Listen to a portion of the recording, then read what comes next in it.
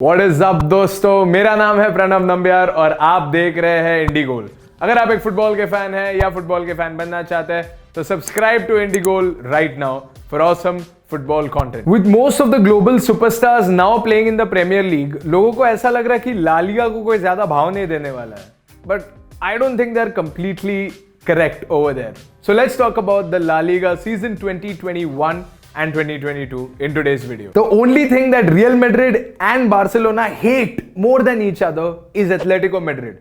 Atletico Madrid ने पिछले साल Real Madrid और बार्सिलोना को हराकर ला लीगा जीता था और इस साल भी वो टॉप फॉर्म में नजर आ रहे हैं, both on the field and financially. La Liga के इन दो हेवीवेट्स को हराने का श्रेय जाता है एथलेटिको मैड्रिड के मैनेजर डिएगो सिमियोनी को, जिन्होंने एथलेटिको मैड्रिड को हमेशा एक बहुत स्ट्रॉन्ग साइड बना के रखा है। एंड ऑब्वियसली इसका और क्रेडिट जाता है लुइस सुआरेस को, जो अपना पहला सीजन खेल रहे थे एथलेटिको मैड्रिड में और पहले सीजन में ही सुआरेस एक सुपर सैयन मोड में चले गए, जिसके मदद से उन्होंने बार्सिलोना को यह दिखा दिया कि उन्होंने कितनी बड़ी भूल की है सुआरेस जैसे प्लेयर को खोकर। अगर इस साल एक बार फिर एथलेटिको मैड्रिड ने टाइटल जीत लिया तो 1951 से पहली बार वो दो back to back La Liga titles जीत सकते हैं। और मेरी मानो तो with Barcelona in a complete state of chaos and Real Madrid losing out on some crucial defenders like Ramos and Varane and Atletico Madrid bagging Griezmann once again,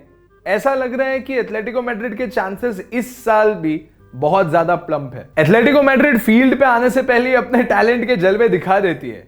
उन्होंने transfer market को मानो डीमार्ट बना के रख लिया है। With getting a steal price for Luis Suarez last year, उन्होंने इस साल 120 मिलियन में एथलेटिको मैड्रिड से बेचे हुए ग्रीजमान को बार्सिलोना से एक लोन डील पे वापस लाया है with a 40 million buy option. इसे कहते हैं business 101।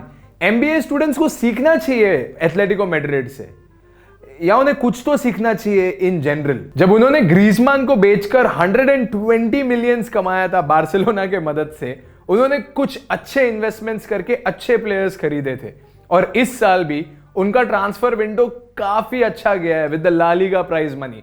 They have bought some great players like Rodrigo De Paul and Matheus Cunha, which means उनकी ऑलरेडी स्ट्रॉन्ग टीम और भी ज्यादा स्ट्रॉन्ग हो गई है। अब बात करते हैं गैलाक्टिकोस की।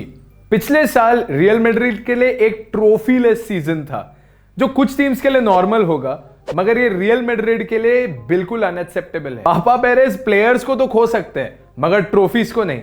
लेकिन इस साल एवर्टन से कार्लो एंसेलोटी को वापस बुलाकर शायद से रियल मैड्रिड अपने ला लीगा होप्स को रिवाइव कर चुकी है। रियल मैड्रिड ने इस साल एक ही ट्रांसफर विंडो में दो वर्ल्ड क्लास सेंटर बैक्स खोए हैं, राफेल वरान और सर्जियो रामोस। ये दोनों की डिफेंसिव ड्यूओ इतनी स्ट्रांग थी कि फॉरवर्ड्स के पास फुल फ्रीडम रहती थी कि आगे जाके अटैकिंग फुटबॉल खेले, मगर इस साल उनके एब्सेंस में वो करना थोड़ा मुश्किल हो सकता है। रियल मैड्रिड के डिफेंस की बात करें तो मार्सेलो और मेंडी भी इंजर्ड है। इसका मतलब कि रियल मैड्रिड और थीबो कोर्तुआ दोनों को बहुत ज्यादा टेंशन फेस करना पड़ेगा। लेकिन इस जख्म पे मलहम लगाने के लिए रियल मैड्रिड के ब्रांड न्यू नंबर 4 दावीद अलाबा आ गए हैं बायर्न म्यूनिख छोड़कर रियल मैड्रिड में परफॉर्म करने।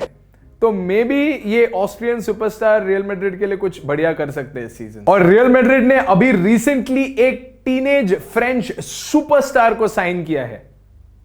No not this one, teenage, yes, Eduardo Camavinga. Camavinga rejected his move to PSG and Manchester United to play for the Los Blancos. Maybe he wants to join the list of French legends who played for Real Madrid. और Real Madrid के पास youth talent तो already पड़ा है, like Vinicius Junior, who is still waiting to unlock his true potential. और pressure Real Madrid के veteran superstars पे भी बना हुआ है, Gareth Bale और करीम बेंजेमा पर। बेंजेमा पिछले सीजन तो एक हॉट गोल स्कोरिंग फॉर्म में थे, let's see if he can maintain that. And Bale Spurs से वापस आ गए रियल मैड्रिड में और यही वो प्लेयर्स है जो मैड्रिड की डूबती नैया को बचा सकते हैं। तो चलिए बात करते हैं फुटबॉल क्लब बार्सिलोना के बारे में। बार्सिलोना ने बिजनेस के मामले में बहुत सारे रिस्की डिसीजंस लिए हैं और उसके वजह से उनकी करंट सिचुएशन कुछ ऐसी है। अगर आप बार्सिलोना को कुछ साल बाद देखोगे तो आप बोलोगे that may be messy has left Barcelona, but the mess has definitely not left Barcelona. मगर ऐसा देखा जाए तो ये वही मोमेंट है जहां क्लब के यंग प्लेयर्स जिन्हें बहुत क्रिटिसाइज किया जा रहा है वो क्लब को रिवाइव करे, जैसे डेम्बेले। उनके लिए बहुत बड़ा चांस है इस साल सारे मेसी फैंस को दिखाने का कि बिना मेसी भी बार्सिलोना एक बहुत खूंखार और फियरसम क्लब है। और बार्सिलोना की क्लब हिस्ट्री इतनी ज्यादा रिच है कि डेम्बेले क्या हर एक प्लेयर अपना 100% देने वाला है उस हिस्ट्री के ऑनर को प्रोटेक्ट करने के लिए। I mean it's either that या पीके सबको वापस लाइन में लगा के गाली सुनाने वाला है। It's just dangerous. आखिर में आता है 2019 के यूरो लीग विनर्स सेविया। जी हां, पिछले साल सेविया ने 4th फिनिश किया था ला लीगा में और यूलेन लोपेतेगी ने बहुत सारे बढ़िया चेंजेस किए क्लब में, जिसके मदद से इस साल भी सेविया बहुत थ्रेटनिंग लग रही है। तो करंट फॉर्म को देखकर हमारे प्रेडिक्शंस तो यही है कि एथलेटिको मैड्रिड इस साल एक बार फिर लीग जीत सकती है, followed by Real Madrid and then Barcelona and Sevilla in the end. But this is football और बार्सिलोना के ओपनिंग मैचेस को देखकर ऐसा बिल्कुल नहीं लग रहा है कि अभी अभी उन्होंने एक क्लब लेजेंड खोया है। They look like they're in the mood to challenge the La Liga title. और आप इस साल के यूरोपा लीग विनर्स विलारियल को मत भूलना। यूरोपा लीग जीतने के बाद they have gained the momentum with which they can challenge those big 4 teams. और इसका मतलब यही है कि इस साल एक बार फिर ला लीगा सबसे ज्यादा अनप्रिडिक्टेबल और एडवेंचरस हो सकता है, क्योंकि come on, this is La Liga. आपको एक सेकंड लगेगा कि रियल मैड्रिड दुनिया की बेस्ट टीम है और दूसरे सेकंड आप कोई ऐसा स्कोर लाइन देख लो। तो क्या लगता है आपको इस साल कौन जीतेगा, एथलेटिको मैड्रिड या रियल मैड्रिड? और क्या बार्सिलोना हम सबको शॉक कर सकते हैं फुल चक दे इंडिया स्टाइल में by winning when no one expects them to win? Do let us know in the comment section below what you think about this season's La Liga after you leave a like on this video and share this video with all your friends who watch and enjoy football. Don't forget to subscribe to IndieGoal for weekly awesome football content. Stay tuned. We'll see you next time.